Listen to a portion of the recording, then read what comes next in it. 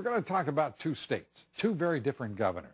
First, we have Maryland, governed by liberal Democrat Martin O'Malley. And then there's Virginia, governed by conservative Republican Bob McDonnell. Now, this is a metaphor for what's going on in, I believe at least, the national choice that will be made in November.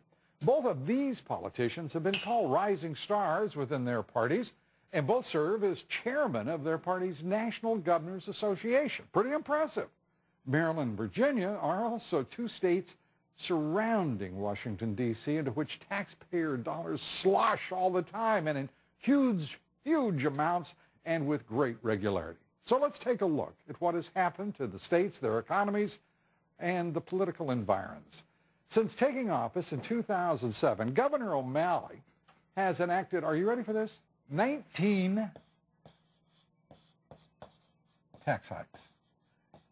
Just trying to help the two parties understand where they are with the economy and with the body politic.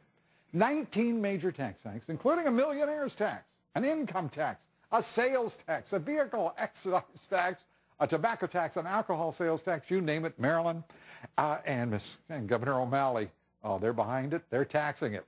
And as a result, the anti-tax group called Change Maryland now estimates more than 30,000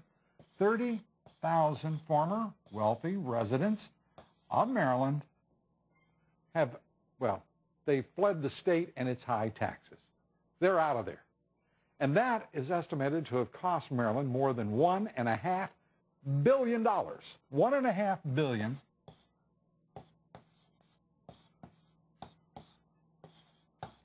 In lost revenue. $1.5 billion. And that's part of a larger trend because Maryland has lost nearly 100,000 residents. 100,000 residents in the past decade. Let's contrast that with Virginia. Virginia has significantly lower personal and corporate tax rates than Maryland.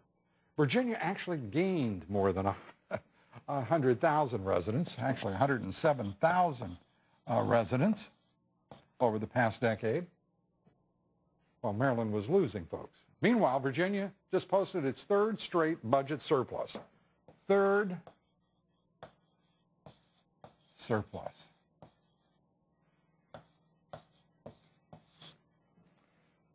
I spelled it right, I didn't spell it pretty. Virginia's 5.7% unemployment rate, by the way, is the lowest in the entire region. 5.7%. Now that is one of the lowest in the country. Much lower than Maryland's, which, by the way, is better than much of the country. But it's seen its unemployment rate rise from 6.5% back at the beginning of the year, and that has now risen to, are you ready? Nearly 7%.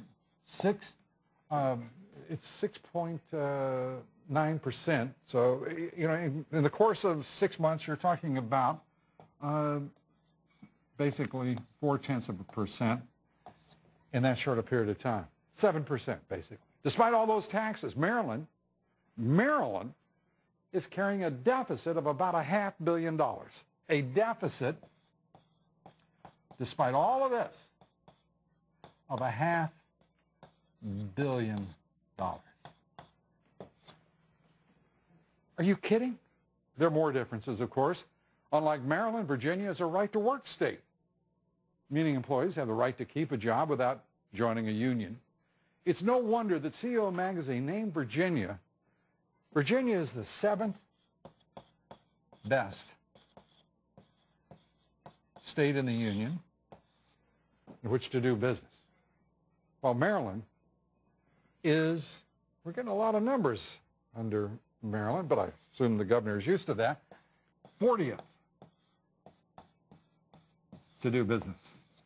It makes you wonder about what the heck the last 10 are. A separate study by the American Legislative Exchange Council, by the way, ranked Virginia 3rd in the nation for economic prospects, 3rd, compared to Maryland's 21st.